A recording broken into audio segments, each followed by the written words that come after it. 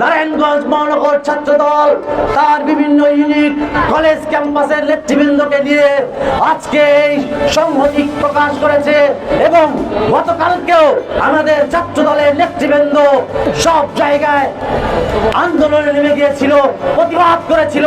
যেভাবে জুলাই গণঅভ্যুত্থানে বৈষম্য বিরোধী আন্দোলনে ছাত্র দল নামহীনভাবে রাজপথে বিরামহীনভাবে ফ্যাসিস্টকে পতন করার লক্ষ্যে অত্যন্ত গুরুত্বপূর্ণ ভূমিকা পালন করেছে।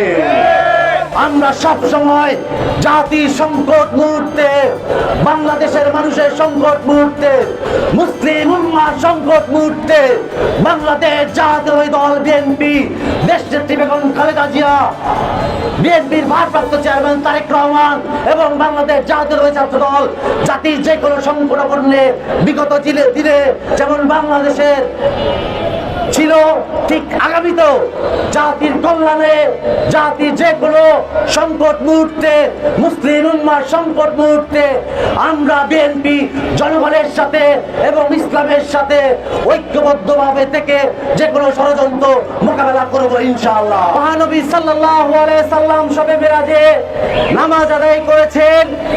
এটি মুসলিমদের জন্য অত্যন্ত পবিত্র একটি ভূমি এবং এই ফিলিস্তিন যুগ যুগ ধরে মুসলিমদের নিজেদের ভূমি এবং এই ভূমিতে ইসরায়েলের সন্ত্রাসীরা পশ্চিমা বিশ্বের ষড়যন্ত্রের আলোকে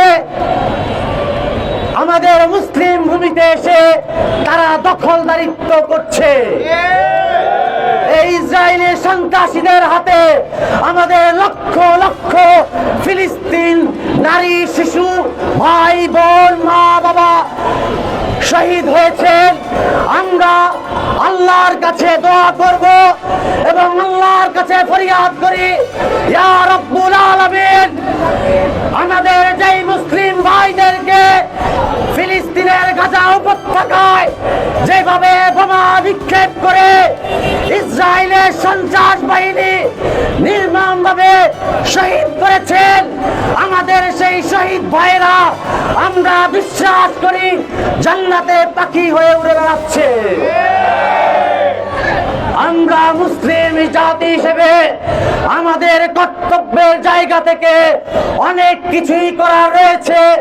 তার মধ্যে অন্যতম হচ্ছে ইসরায়েলি যেই পণ্য রয়েছে, আমাদের দোকান থেকে শুরু করে অনেক ইসরায়েলি পণ্য আমাদের জায়গা থেকে, ইমানের জায়গা থেকে আমরা বয়কট করব। সারা বিশ্বে 200 কোটি মুসলিম রয়েছে। আমাদের যেই ঘুমন্ত মুসলিমদেরকে আমরা আহ্বান করব, আপনারা জাগুন, আর ঘুমিয়ে থাকবেন না। আজকে প্যালেস্টাইনে ইহুদিরা আক্রমণ করছে, আমার ভাইদেরকে হত্যা করছে, ওই নিষ্পাপ শিশুদেরকে হত্যা করছে। আগামীকালকে ওই ভারতের আরেকটি সন্ত্রাস আমাদের উপর যে হামলা করবে না তার কোনো গ্যারান্টি নাই। সুতরাং মুসলিমদেরকে ঐক্যবদ্ধ থাকতে হবে, মুসলিম উম্মার স্বার্থে, আমাদের ধর্মের স্বার্থে, ইমানের স্বার্থে, একাত্মবাদের স্বার্থে আমরা এক এবং অভিন্ন আল্লাহর উপর বিশ্বাস রেখে সকল জালিমদের বিরুদ্ধে 200 কোটি মুসলিম যদি এক হয়, ওরা বেঁচে যাবে ইনশাআল্লাহ।